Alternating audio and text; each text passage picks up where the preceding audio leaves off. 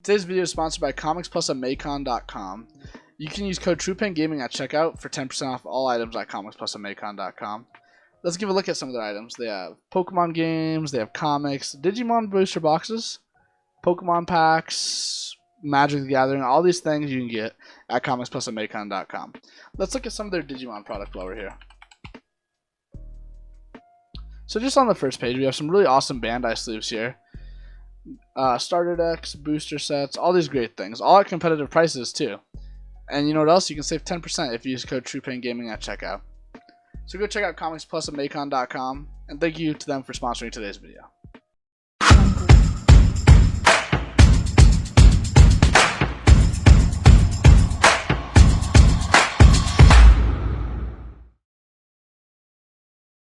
What's going on, Digidestined? It's your boy TruePenGaming, back at it again with another Digimon video.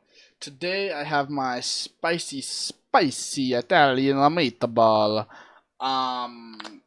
blue Imperial for set 5 deck list here. And I said that really slow because I wasn't sure what to call it. I'm sure you can tell if you even looked at the thumbnail. We play a few more things than just Imperialdramon in here. So yeah, let's needless to say, let's just hop right into it. Yeah. We play for the eggs, we just play the standard lineup in my opinion for Imp. We play 4 of the Demi Vmon and 1 Upamon. They just let you draw cards. I don't really think I need to explain these too much. If you guys don't know, they both just let you draw cards in different ways, which is always good, you know, filtering. Onto our rookies, we play 2 Vmon, 4 Vmon, 4 Gomamon, and 4 Belucomon. So we play 2 of the Vmon from BT2 that when you restand lets you draw a card. Again, more drawing because we are going to be restanding quite a bit. And then we play 4 of the Vmon with jamming.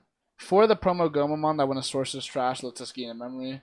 And then 4 Belucomon. Belucomon is going to let us gain a memory when a source is trashed. God damn it, what are you guys doing here? You just ruined my video. So we play 2 Vmon from BT2, 4 of the Vmon from BT3 with jamming, 4 of the promo Gomamon that's going to let us gain a memory, and then 4 of the Belucomon from the current set that lets us gain memory when sources are trashed. These guys have the same inheritable, just different costs and power. And then the BT2 Vmon's cool because he lets you draw cards when you restand. That's it for our rookies. Let's hop into our level 4s. So for our level 4s, we're playing the 2 Lobomon, which I kind of consider standard now. This card's just a cheeky swing for game. 2 X Vmon essentially does the same thing, you just have to have a body on board. And a new addition to the deck, 4 Coelamon. So Coelamon's cool because Coelamon's a 1-cost to Digivolve, but it's also a blocker. So Coelamon's gonna do a little more than just be the 1-cost to Digivolve. It has an effect, which is cool. And then 4 Gorillamon. This card has been a staple since set 1. It's just a 1-cost to Digivolve. Yeah, not much to really say about Gorillamon. And the level 4 lineup's always been just very standard in blue, I think. Next on to the level 5s. I do play 9 level 5s. So for the level 5s, I play 1 Imperialdramon. This is the card that when Digivolving trashes a source, 1 source from all of your opponent's Digimon. And then it gives an inheritable Sec +1 if your opponent has a Digimon with no sources. 4 Imperialdramon. So Imperialdramon is a very, very good card because Imperialdramon is a card. So you swing with this because he has jamming, and then you can Digivolve into Imperialdramon restand. And then this guy has a skill which, when attacking once per turn, restand. So you get 3 swings off of just Imperialdramon plus Imperialdramon, which is very cool. And then 4 Dino Beamon. So Dino Beamon doesn't have an inheritable, but he does have jamming and piercing. So you can now swing over cards and get a pierce and a restand because of Imperialdramon. He won't guarantee you the extra swing each turn. That's why Imperialdramon's a bit better, but we do play 4 of this for another reason, which is cool. So yeah. On to our level 6s. We're kind of cruising through this deck profile. Honestly, Imperialdramon's been a tier 1 deck since its inception, so I don't think that was going to change with the introduction of set 5, I mean. So level 6s, I play 7. I play 4 Imperialdramon, 2 Hex Blaumon, and 1 Nidhoggmon.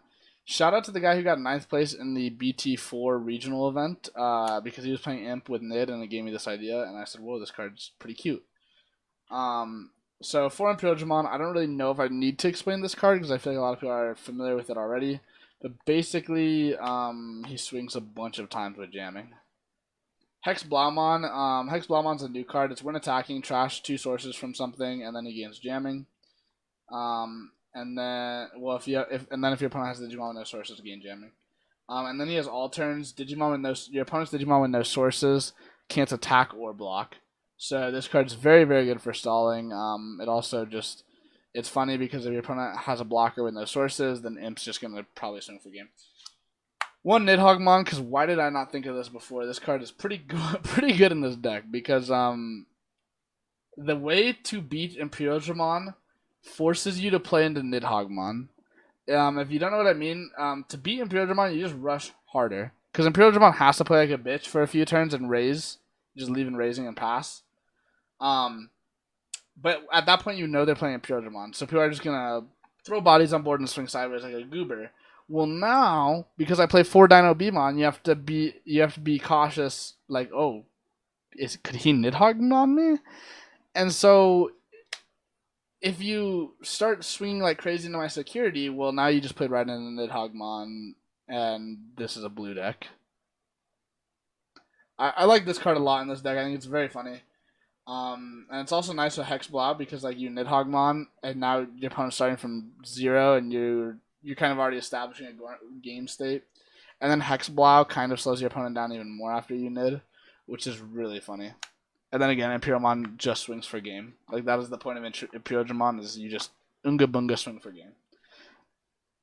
Level 7s, we do play only 2 of them. I just play the 2 Blitz Omnimon, the one that has Blitz. He does other things, like he unsuspends, but then he also has like a protection effect from being bounced or bottom decked, which is cool, but like you mostly... Basically, this turns your 3 swing imp into a 4 swing imp, and that 4th swing's usually for game. That is literally all this card does, is he swings for game. Onto the Tamers. We don't play any options in this build just because I don't think Hammer Strike's really needed anymore. Kakai's Breath is still cool, but the Tamers in blue now are just so important. I play 3 Sora Joe and 3 Davis. I'm not sure to the ratios I like more. I think maybe 4 Sora Joe, 2 Davis would work better. But I just like the 3 because the guaranteed 3 memory is very, very crucial for this deck. But again, like if your opponent, if against Imperialdramon, to beat it, your opponent kind of has to play into Sora Joe, same as they have to play into Hex and they have to play into Nid. That's why they're so good in this deck. But Davis can also search Nid, which is cool. So again, I think that's mostly up to you as the player, which ratio you want to run. But I could see the argument for either 3-3 or 4-2 of the Davis. I think Sora Joe has to be played at 3 copies or more, because this card's too good not to. But Davis I could see being a 2 and a 4th Sora Joe. But other than that, that's really it for the deck, guys. Imp hasn't changed that much. It's got a lot more toolboxy now, which is cool. And I think that's what the deck needed just to be pushed to the next level, is gain a bit more tools in its arsenal. Yeah, that's pretty much it. So if you guys haven't already, please feel free to go check out my twitch.tv/TruePainGaming. I think I'm about to hit 300 followers on there. And then on YouTube, after this is posted, I don't know if I'm at 1,000 subs or not. But we are very close to 1,000 subs at the time of recording this. I think I'm at like 980 something. Like we are a smidgen away, guys. And I'm so excited. So if you haven't already, like, subscribe, and yeah, check out my other videos. Other than that, I'll see you next time. Peace.